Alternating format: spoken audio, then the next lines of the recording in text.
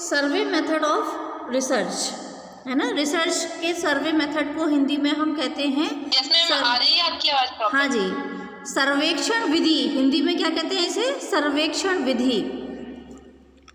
सर्वेक्षण का उपयोग जनरली हम लोग करते हैं किसी भी घटना के बारे में या किसी स्थान के बारे में, किसी प्रक्रिया के बारे में जानकारी इकट्ठी करने के लिए, means for collection of information and facts के लिए सर्वे का यूज़ किया जाता है। सर्वे मीन्स सच स्टडीज, वो study in which researcher studies certain condition or situation and collects information related to them by going to specific place। यानी कि किसी एक विशिष्ट प्लेस पर जाकर, जिस प्लेस के बारे में आपको जानकारी इकट्ठा करनी है, उस प्लेस पर जाकर रिसर्चर जो है वहाँ की स्थितियों का, परिस्थितियों का के बारे में अध्ययन करने के लिए उसकी बारे में जानकारी को इकट्ठा करता है। जैसे कि कोई लैंड है, उस लैंड का भी सर्वे किया जाता है कि वो लैंड जो है वो कहाँ पर सिचुएटेड है और उस लैंड का मालिक कौन है, कितना एरिया है, तो वो लैंड के सर्वे करने के लिए आते हैं।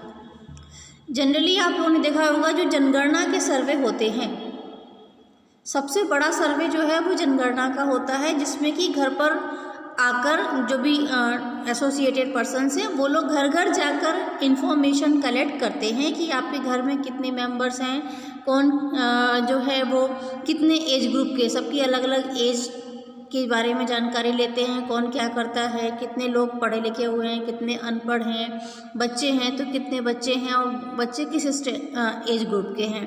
तो इस प्रकार की इंफॉर्मेशन कलेक्ट करने के लिए उस पर्टिकुलर प्लेस पर जाकर, जिस प्लेस के बारे में जहाँ की हम स्टडी कर रहे हैं, तो वहाँ पर ऑन द स्पॉट जाकर जब हम जानकारी को कलेक्ट करते हैं, उस प्रोसेस को हम सर्वेक्षण या सर्वे कहते हैं।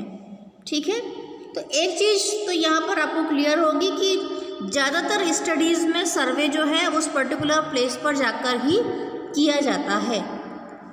दूसरा ये कि यहाँ पर फेस टू फेस बात करके या कुछ फॉर्म भरवा के हम जानकारी को इकट्ठा करते हैं।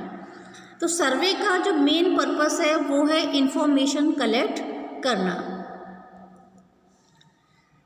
अकॉर्डिंग टू वेबस्टर डिक्शनरी के अनुसार survey is a critical inspection to provide exact information of an area with respect to conditions.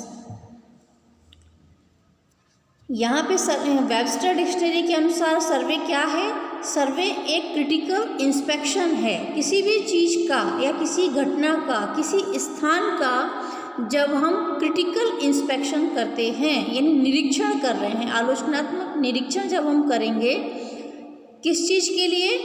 उसकी परिस्थितियों के जानने के लिए, हम उसके बारे में एग्जैक्ट इन्फॉर्मेशन को कलेक्ट करने के लिए, किसी पर्टिकुलर क्षेत्र की कंडीशन को जानने के लिए जब क्रिटिकल इंस्पेक्शन किया जाएगा, वहाँ की एग्जैक्ट जानकारी लेने के लिए, तो उसे हम सर्वे कहेंगे।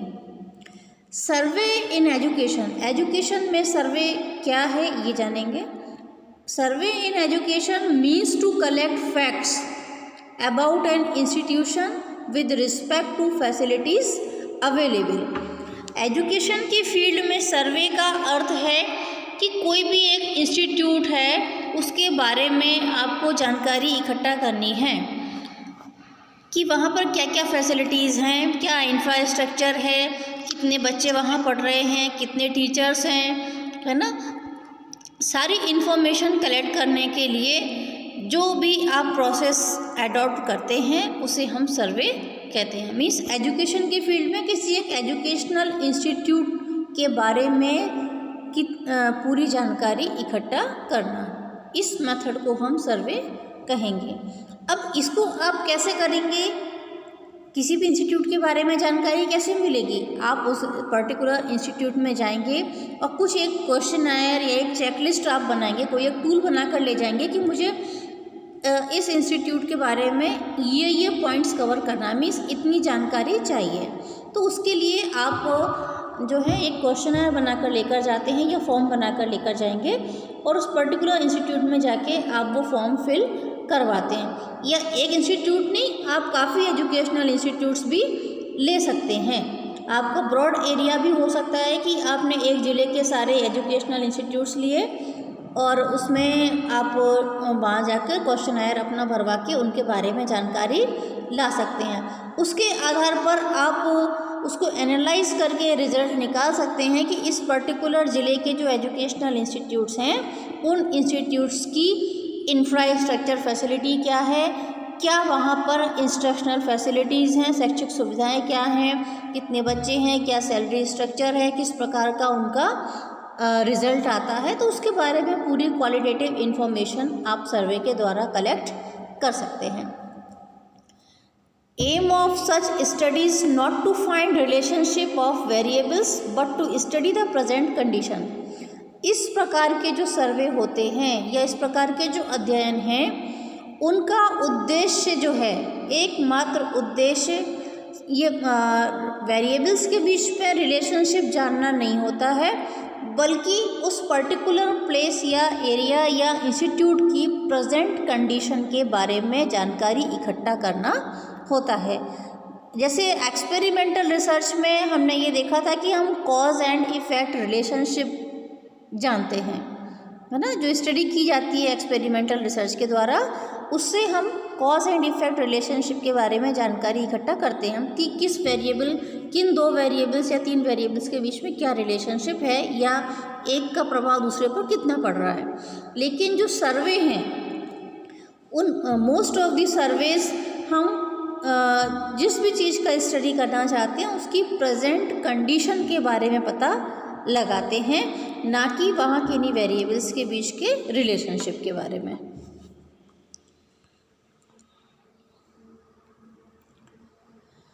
सर्वे is that branch of social science की एक ऐसी ब्रांच है जिसमें कि हम इन्वेस्टिगेशन करते हैं। Investigation that studies large and small populations.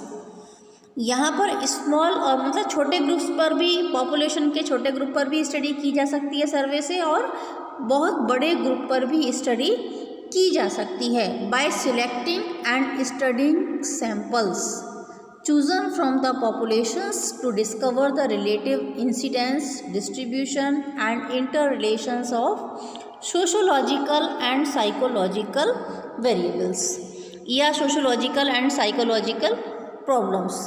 किसी भी सोशल प्रॉब्लम या साइकोलॉजिकल प्रॉब्लम के बारे में स्टडी करने के लिए या ऐसे वेरिएबल्स जो हैं जो सोसाइटी से रिलेटेड हैं या साइको प्रॉब्लम से रिलेटेड हैं, उन वेरिएबल्स के बारे में पूरी जानकारी इकट्ठा करने के लिए या उनके बीच की रिलेशनशिप को जानने के लिए जो साइंटिफिक इन्वेस्टिगेशन किया जाता है वो सर्वे कहलाता है।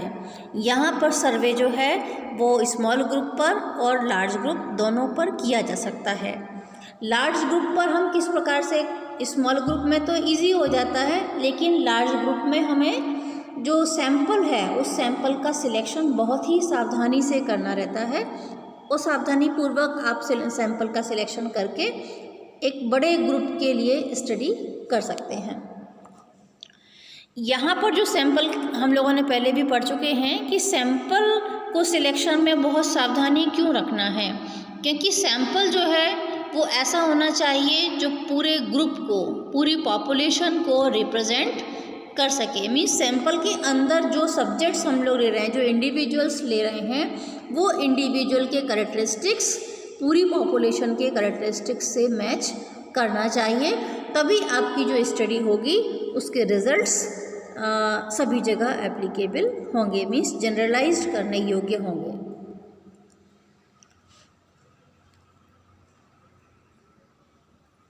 सर्वेयर जो है, यहाँ पर सर्वे मेथड जब हम यूज़ करते हैं, then surveyor tries to study the universe की स्टडी करना चाहता है बाय सिलेक्टेड सैंपल।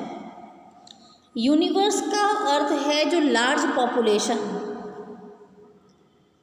हम लोगों ने अभी 2 टर्म पढ़े थे अभी तक, सिर्फ सैंपल एंड पॉपुलेशन, ठीक है। और पॉपुलेशन का भी जो बड़ा रूप आप देखेंगे, मीन्स यदि आपके रिज़ल्ट को बहुत बड़े एरिया में अप्लाई किया जा सकता है, जनरलाइज किया जा सकता है पूरे विश्व में, तो आपका उसमें उस कंडीशन में जहाँ तक भी वो एप्लीकेबल है वो उसका यूनिवर्स कहलाता है। मीन्स बहुत बड़े ग्रुप के लिए यदि आप रिसर्च कर रहे हैं और उसमें से कुछ सैंपल निकाल रहे हैं, तो यहाँ जो सर्वे के द्वारा रिसर्चर ये ट्राई करता है कि हम यूनिवर्स के बारे में स्टडी करें। मीन्स यहाँ की स्टडीज़ जो है वो बहुत बड़े लेवल की होती हैं। हालांकि स्टडी के लिए यूनिवर्स का उपयोग नहीं किया जाता है। Survey is selected to social problems and events. Survey जो है वो सोशल प्रॉब्लम्स के बारे में या घटनाओं के लिए किए जाते हैं। यहाँ पर एक चीज़ और मैं पिछले पॉइंट में ऐड करना चाहूँगी कि जो यूनिवर्स के बारे में स्टडी करना चाहता है रिसर्चर, लेकिन किसके द्वारा, बाय सिलेक्टेड सैंपल, यानी यूनिवर्स में से लिए गए सिलेक्टेड सैंपल पर स्टडी की जाती है और उस स्टडी के द्वारा वो पूरे यूनिवर्स के बारे में जानकारी इकट्ठी करता है, या उसके जो रिजल्ट्स हैं वो पूरे यूनिवर्स पर एप्लीकेबल होते हैं। पूरे यूनिवर्स के लिए स्टडी नहीं कर रहे हैं क्योंकि बड़ी पॉपुलेशन को आप कवर नहीं कर सकते, इसलिए उसमें से जो सैंपल आप सिलेक्ट करेंगे वो बहुत ही प्रॉपर सैंपल होना चाहिए। सेकेंड पॉइंट हमने देखा है कि सर्वे ज़्यादातर जो है वो सोशल प्रॉब्लम्स एंड इवेंट्स से रिलेटेड होती हैं। ज़्यादातर जो सोसाइटी की प्रॉब्लम्स हैं या सोशल स्टेटस को जानने के लिए, सोशल ऑर्डर की स्टडी के लिए, या जो भी घटनाएं हैं हमारे समाज में जो घटित होती हैं उनके बारे में अध्ययन करने के लिए सर्वे का यूज़ किया जाता है। The aim of survey is not only to collect the facts but to explain it. सर्वे का एकमात्र उद्देश्य जो है वो सिर्फ जानकारी को इकट्ठा करना नहीं है, बल्कि उस जानकारी की व्याख्या, जो भी आंकड़े आप इकट्ठे करेंगे उन आंकड़ों को आपको एक्सप्लेन भी करना है कि आपके आंकड़े जो हैं वो क्या रिफ्लेक्ट कर रहे हैं। जो भी जानकारी आपने कलेक्ट की है, जो फैक्ट्स कलेक्ट किए हैं, उसका इंटरप्रिटेशन या एक्सप्लेनेशन भी नेसेसरी है। जैसे हम लोगों ने रिसर्च के स्टेप्स में ये देखा था कि कलेक्शन ऑफ डाटा के बाद आप analysis and interpretation of data करते हैं। तो एनालिसिस करेंगे, जो डाटा हमारे पास आया है सर्वे के द्वारा, उस डाटा को स्टैटिस्टिक्स लगाकर एनालाइज किया जाता है और उसके पश्चात जो हैं उस रिजल्ट्स को हम एक्सप्लेन करते हैं। The aim of survey is descriptive, in which detailed description of facts and event involve. Survey का उद्देश्य जो है वो डिस्क्रिप्टिव होता है। डिस्क्रिप्टिव मीन्स बहुत व्यापक है, विवरणात्मक है। मीन्स ज़्यादा से ज़्यादा इन्फॉर्मेशन किसी भी इवेंट के बारे में आपको इकट्ठी हो जाती हैं सर्वे के मेथड से। किसी और विधि के द्वारा हम इतनी सारी इन्फॉर्मेशन कलेक्ट नहीं कर सकते जितनी कि सर्वे मेथड से इकट्ठी होती है, इसलिए हम इसे कहते हैं कि डिस्क्रिप्टिव इन नेचर। यहाँ डिटेल्ड डिस्क्रिप्शन ऑफ फैक्ट्स मिल जाता है सर्वे को, क्योंकि आप बहुत सारे रूप में कर सकते हैं। कोई क्वेश्चन भरवाता है, कोई ओपिनियंस लेते हैं, इंटरव्यू किए जाते हैं, किसी भी प्रकार से आप जानकारी ले सकते हैं और पर्सनल इंटरव्यू के द्वारा भी ले सकते हैं। तो यहाँ पर जो जानकारी है वो बहुत अलग अलग रूपों में आती है और ज़्यादा मात्रा में जानकारी मिलती है, इसलिए हम कहते हैं कि सर्वे जो है वो डिस्क्रिप्टिव होते हैं नेचर में। Next point is types of सर्वे। यहाँ सर्वे के कितने प्रकार हैं, तो इसको भी हमने 2 टाइप्स में डिवाइड किया है। On the basis of method, method के हिसाब से, यानी किस विधि का उपयोग आप कर रहे हैं रिसर्च के लिए, उस हिसाब से भी सर्वे को डिवाइड हम कर सकते हैं। पहला है इंटरव्यूज़ एंड शेड्यूल्स। सर्वे करने का एक तरीका है कि आप इंटरव्यू करें। शेड्यूल्ड इंटरव्यूज़ जो होते हैं, मीन्स आप कुछ जो सैंपल आप सिलेक्ट कर रहे हैं उसके इंडिविजुअल्स के आप इंटरव्यू लेके उनके बारे में जानकारी या जो भी आप जानकारी चाहते हैं उसे इंटरव्यू के माध्यम से ले सकते हैं।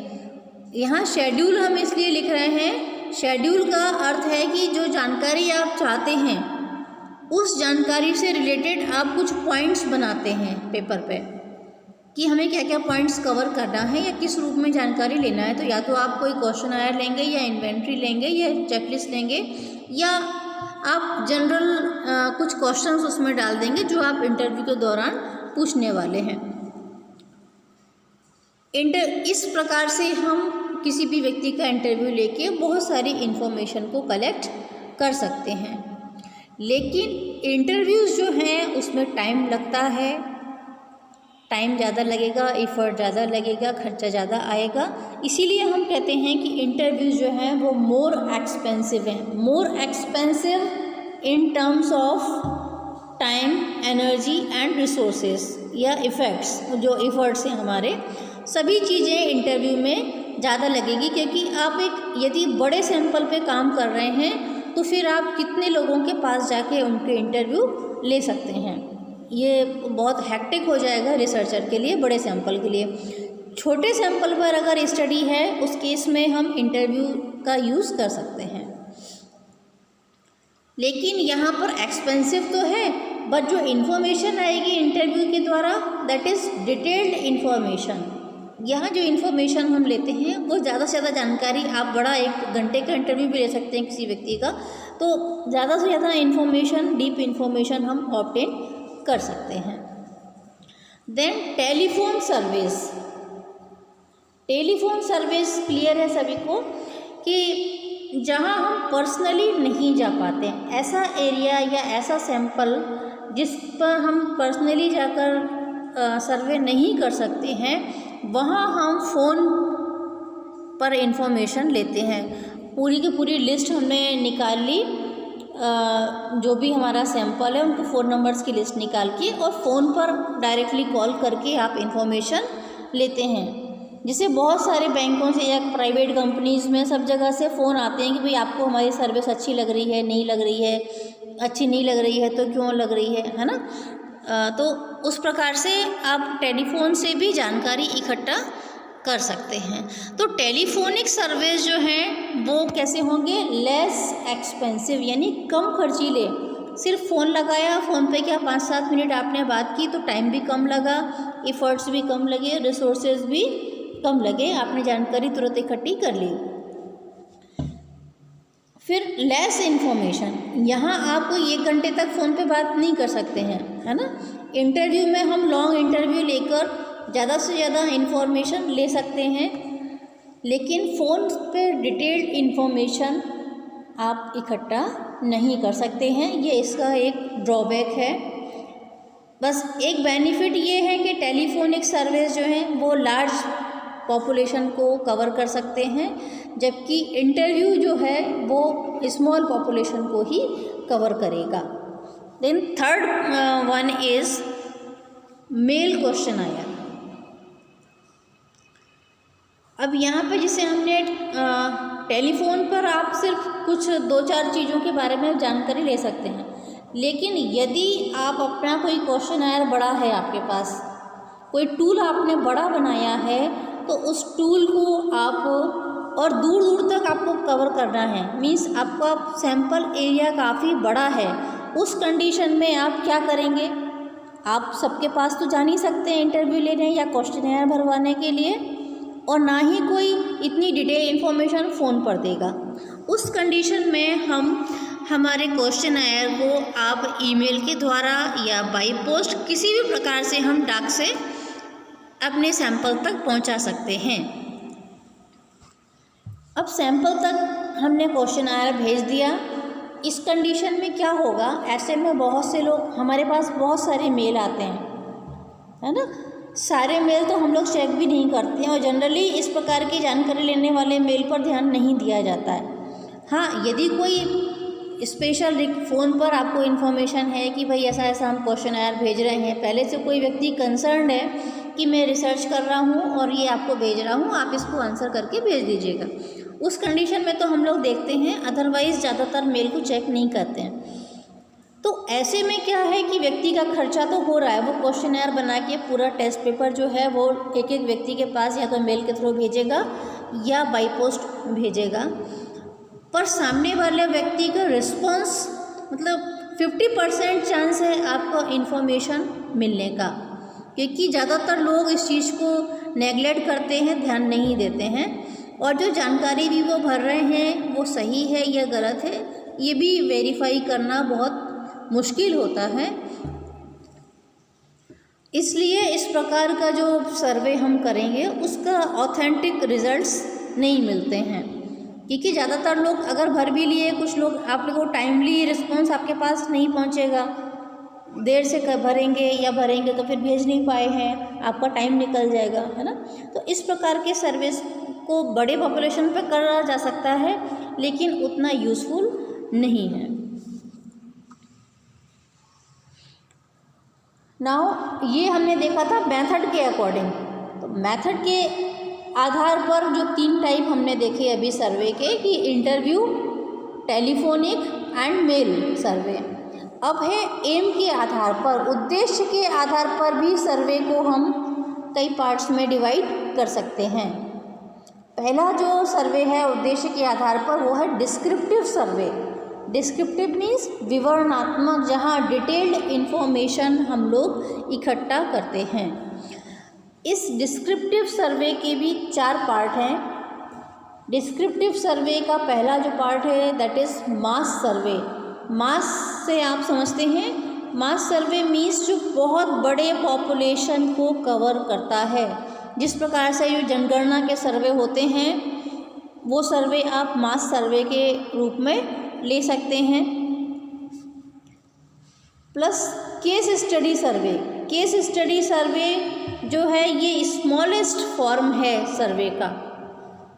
केस स्टडी जो है वो एक पर्टिकुलर इंडिविजुअल की या पर्टिकुलर केस की ही स्टडी की जाती है, इसलिए इसे हम केस स्टडी कहते हैं।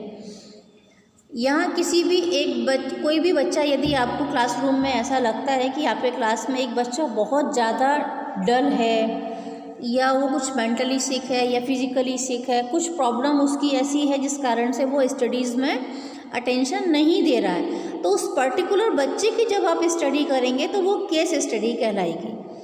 इसी प्रकार से हम लोग जैसे पेशेंट्स की स्टडी करते हैं डॉक्टर्स, तो जब पेशेंट डॉक्टर के पास जाता है तो वो उसकी पूरी केस हिस्ट्री जानने की कोशिश करते हैं कि सिर्फ आज की कंडीशन नहीं बल्कि इससे पहले से आपको क्या क्या प्रॉब्लम्स रही हैं, क्या क्या हुआ है, क्या ट्रीटमेंट आपने लिया है, उसके बारे में पूरी जानकारी जो वो लेते हैं वो केस हिस्ट्री उसकी जानते हैं। उस मेथड को भी, उस अप्रोच को भी हम केस स्टडी सर्वे कहते हैं।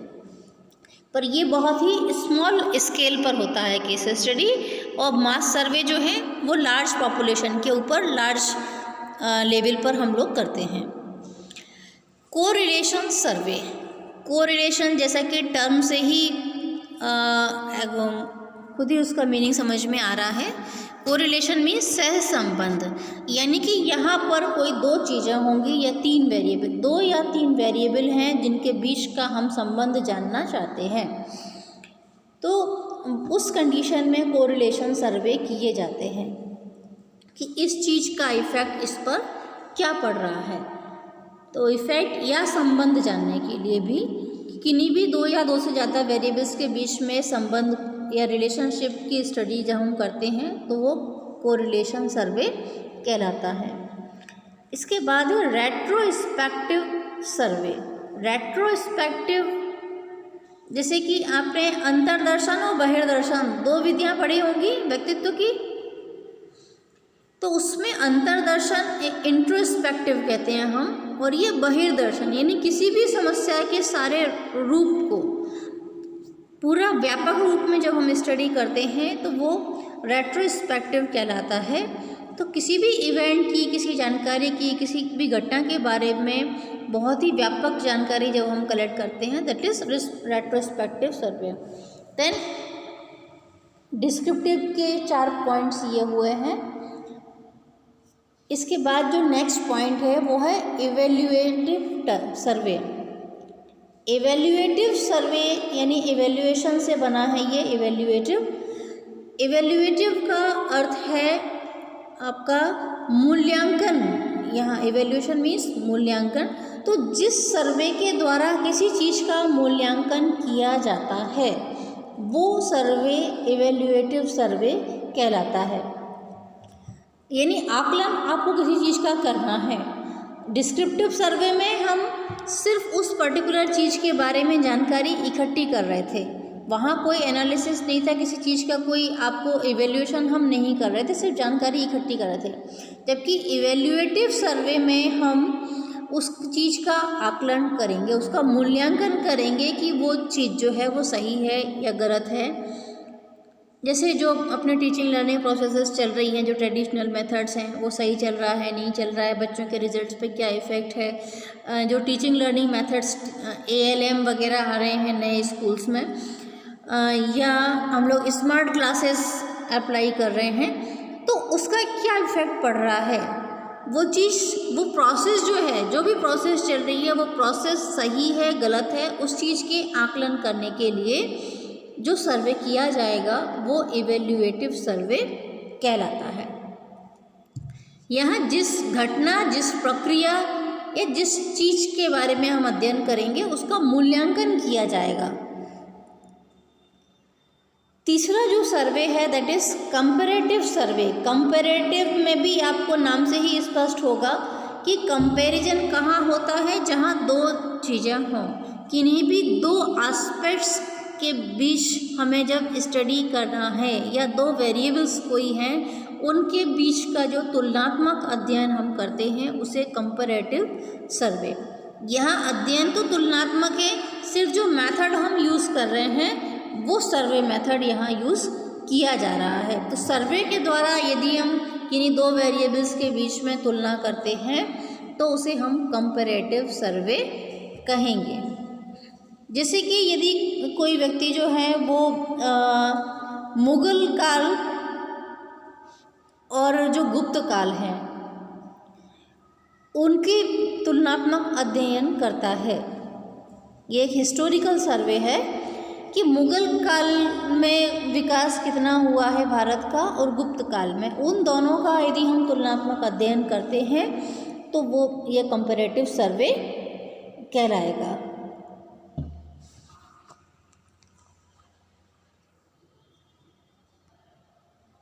या किसी को कुछ पूछना है तो ज़रूर पूछ सकते हैं आप, है ना। मैम ये रेट्रोस्पेक्टिव सर्वे का एग्जांपल बताइए ना मैम, ये कहाँ यूज़ होते होंगे? ये जनरली सोशल साइंसेज में यूज़ होते हैं और साइकोलॉजिकल रिसर्चेज में यूज़ किए जाते हैं मोस्टली, है ना। इंट्रोस्पेक्शन और रेट्रोस्पेक्शन जो है वो साइकोलॉजिकल है टर्म। केस स्टडी भी ज़्यादातर जो हैं वो साइकोलॉजिकल प्रॉब्लम्स के लिए यूज़ की जाती हैं। कोरिलेशनल, इवेल्युएटिव एंड कंपैरेटिव ये सोशल साइंसेज में या अदर सब्जेक्ट्स में भी यूज़ किए जाते हैं। मैडम मास सर्वे समझा दीजिए एक बार। मास सर्वे, मास का अर्थ होता है, मास मीडिया नाम सुना है ना। मास मतलब बहुत ज़्यादा संख्या। जब हम कहीं बहुत बड़े ग्रुप को डील कर रहे हैं, जो आप स्टडी कर रहे हैं वो बहुत लार्ज ग्रुप पर है, तो उसको हम कहेंगे मास सर्वे। जहाँ पर आपका सैंपल बहुत बड़ा हो वो मास सर्वे है। आपने 20-25 का सैंपल लिया, 50 का या 100 का सैंपल लिया, तो एक छोटे सैंपल पर हम स्मॉल ग्रुप पे काम कर रहे हैं। मास सैंपल कहाँ, जब आप हजारों लाखों की संख्या में लोगों से जानकारी इकट्ठी करते हैं तो वो मास सैंपल कहलाता है। और कुछ ओके मैम, है ना।